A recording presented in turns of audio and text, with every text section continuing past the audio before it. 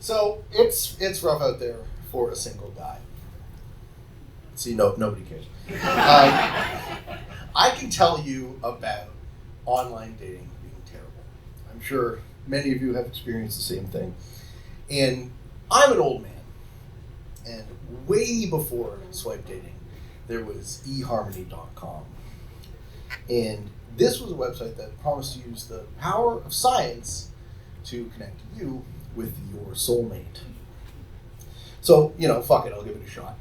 And I was horrified when I was rejected.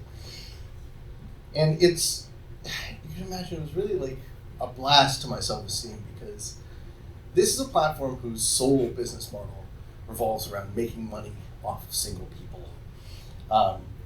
But, I was not to be deterred. So I remember talking to my one gay buddy at a party way back, and he showed me Grindr for the first time. And I knew this would change the game completely. And it did.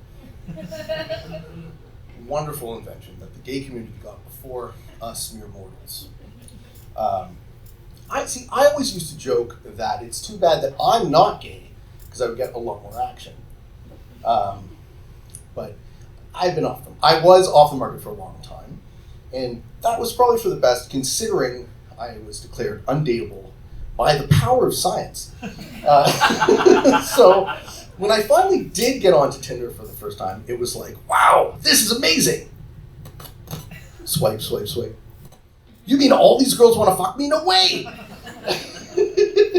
And it was quite the departure from the huge nerd that I am.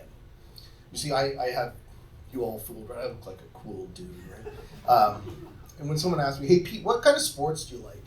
It's more like sports. I like Star Trek, Star Wars, Magic the Gathering. So I was playing Magic with my buddy Kyle one day, and we were trying to figure out where to go for dinner. And see, Kyle's the type of guy who, he's like, let's go for wings, but he orders boneless.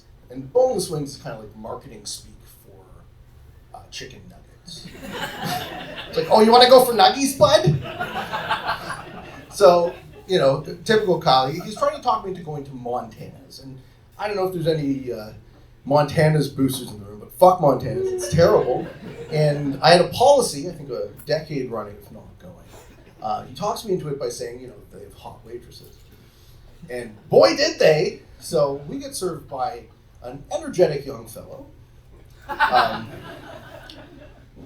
obviously gay. I order a beef rib, Montana's, big meaty bone, and I go to the bathroom. And apparently, when I'm in the bathroom, the waiter says to Kyle, your friend's really cute. And instead of Kyle saying, Pete's not gay, he says, I'll let him know.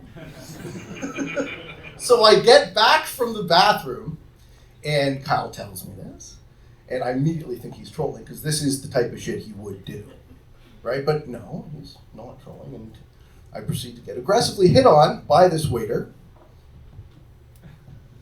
One time I was jerking off on the couch so hard, my Fitbit thought I ran a 5K. Thanks for the info, bro. It's kind of an awkward situation, really. Listen, it's not my job to tell him that I'm not gay. Maybe it was just nice to feel like the pretty girl at a party for a change. But I will say that when he sent me the credit card reader and gave me one of these, that was a lot of energy, man. Listen, as a man, I respect the effort. He shot his shot. And it's too bad, really, that I couldn't reciprocate. But I have a lot of empathy for the attempt. Congratulations, Jeremy. It's just too bad that all I could give you was just the tip. Thank you very much, ladies and gentlemen.